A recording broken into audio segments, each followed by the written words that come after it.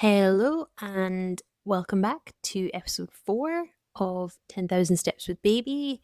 Thanks very much for listening in. This episode is called How Not to Kill Your Husband. So, when my son was born, I distinctly remember in the first 40 hours having this extremely gooey extra love for my husband. We couldn't believe this tiny, perfect person we had made together, and watching him become a dad, sorry, super cheesy, but I fell in love with him all over again. And this lasted, I would say, 2 or maybe 3 days. Then reality smacked us both in the face. Me and James had to spend the first 5 days of his life in hospital as he was being treated for neonatal sepsis. And I remember clearly the complicated feeling that although I really, really didn't want to leave my newborn, I was so jealous of the fact that Jack got to leave the hospital each evening and go back to her home for 8 hours sleep in his own bed, whilst I was up all night in a hospital room, cluster feeding, rocking a crying baby, and changing nappies. And when we got home from the hospital, we had just over a week all together, the three of us, and then Jack's paternity leave was over. And in lots of ways, his life went back to normal, whereas mine was completely upended. And I was breastfeeding, and although Jack was willing to help in any way he could, that was obviously something I had to do. And so all the night wake ups were on me. I know I could have got him to do the nappies and the rocking back to sleep part, but as I was already awake, it felt it made more sense that I would just do that. And then he could do the early morning wake up while I had a bit of a lie in. And I accept that this is completely on me, but because in my head I wasn't working, I felt it was my job to take on all the housework and life organization. So I had overnight gone from being my own person with a job I loved to this sleep deprived mum, just spending my days playing peekaboo and cleaning up 23 times a day and without a lot of adult company. And I think this is a situation that happens to new parents a lot, where one person takes on a big chunk of the parenting, and it's a really easy situation, I think, to breed resentment. And the other huge issue is, of course, sleep deprivation. So even though I say I did all the night wakings, Jack did his part too, and he would often hold a sleeping James until very late so I could get fewer sleep. And then he was waking up at the crack of dawn with him too. And because we were all three of us in the same room, Jack was usually woken up, several times a night just by the crying. James was an awful sleeper from the get go. His motto in life is sleep is for the weak. He woke up about every 2 hours until he was at least 18 months old. And when he was teething or ill or going through a leap, he could easily wake up every hour or less. And it's not a pity party. Believe me, I have had plenty of those to anyone who would listen. And I'll probably do a whole episode about baby sleep because it's just, we were exhausted. And that very quickly starts me go a little bit insane. So we established very early on that anything that was said to each other after about midnight was to be forgotten and brushed under the rug the next morning because we had some ridiculous arguments in the middle of the night. I can distinctly remember when James was maybe 5 months old and all three of us came down with a cold at the exact same time.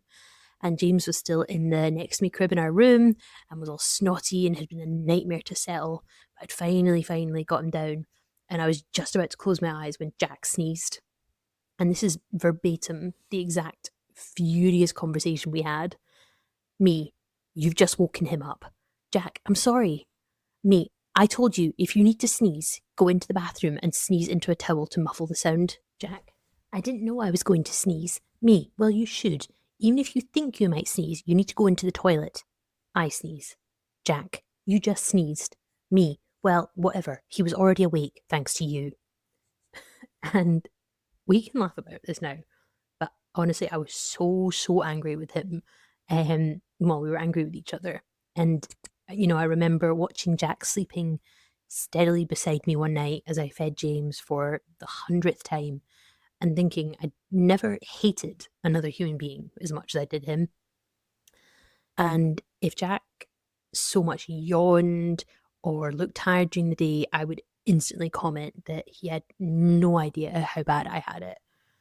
And Jack also at this time decided he wanted to get back into playing tennis for a couple of hours one night a week, which is extremely reasonable, but I can't tell you how much I resented this. James would always choose that exact moment when Jack left to have a complete meltdown. And, Jack offered to let me do something on another. Not that he has to let me, you know what I mean? But he said, oh, well, why don't you go and take a class or do something else that, you want to do? And he just didn't understand the sort of complex emotions I had around that, where how I wanted my own time, but I also couldn't bear to be away from James, but I wanted Jack to be there. And it was so difficult to explain. And he just sort of didn't get that. The other part of a relationship that took a hit post baby was having time together or even talking to each other. For months, the only words we said to each other were these barked orders, instructions, baby updates as we sort of ran past each other. Oh, the dishwasher needs emptying. Can you take him? Have you put the bin out? He needs a new nappy, etc.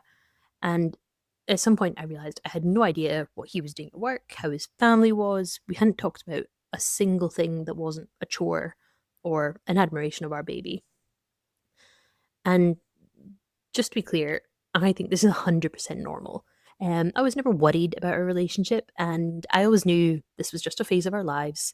So if I'm describing you and your relationship, then please don't see this as me saying that there's something to worry about, because I do believe that when the dust settles, you can go back to being more of a couple and less of sort of irritated work colleagues, which is what we were. I think a turning point for me was when Jack slipped up and said something like, wow, I'm shattered today. And then because he knew, you all knew what I was about to reply, that he didn't know what tired was, he started to say, I mean, obviously I'm not as tired as you. And he did look tired. And Jack, to be fair to him, was and is a great dad and husband and was pulling his weight. So I said, that's okay. You're allowed to be tired too. We're both tired. And I think that was a sort of moment of realization for both of us in a weird way. And I think saying it out loud sort of helped to lay the groundwork in both of our minds that it wasn't a competition about who was having the worst time or who was doing the most. But again, very cheesy. We were, in fact, a team. And from that point on, I think mentally it got a lot easier. We sort of naturally fell into a pattern of trying to help the other one out. And the offer of something is often just as good as having the thing itself, if that makes sense. So him saying like, "Oh, I'll take James. You go have a bath," even if the bath never happens. Knowing someone is trying to do something nice for you feels really nice. I don't think I'm verbalizing that very well, but I hope people know what I mean. And the other thing that helped, I think, was when I went back to work when James was about 14 months, because we naturally started to share the load of the housework and the childcare. Excuse me. And Jack works from home, so he started to do a lot more of he did all the nursery drop offs and pickups, and it was his responsibility. He was in the house, so he put on the washing and emptied the dishwasher. And I stopped feeling that sense of that I was having to do everything, because then we just started to share it. And now, actually, I mean, James is over 3 years now, and we've just had our second, and we're a well-oiled machine, really, about our tasks that we have to do.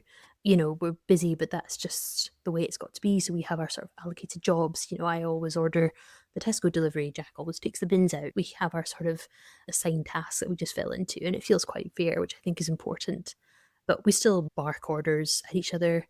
We don't have date nights. That's not our time for that yet. I think hopefully we will in the future at some point when they're both a bit older. And of course, we still have all the usual silly arguments that all couples have. We're definitely not a perfect couple by any means. And we have sort of fragmented conversations, mostly about the kids. because they're a big part of our lives, obviously. But we sometimes talk about other things, usually interrupted a million times by our 3-year-old. So my only advice would be, if you're in the thick of it and hating each other, don't worry about it too much. It'll get better at some point, and one day, maybe far in the future, you'll be able to look back at some of the ridiculous arguments and be able to laugh about it. Um, Try and not make it a competition, and don't worry, I know you're already more tired than they are. I'm on your side with that. But acknowledging you're both putting in a shift is, in different ways, can help, I think, in my experience. So I hope you've enjoyed listening to this episode. I would love it if people would comment the most ridiculous argument that they've had with their partner in the middle of the night, or if anyone's got any tips or suggestions, and I'd love to hear it. And I hope you'll join in for the next episode, which is, of course, still to be decided. Have a good rest of your day. Bye.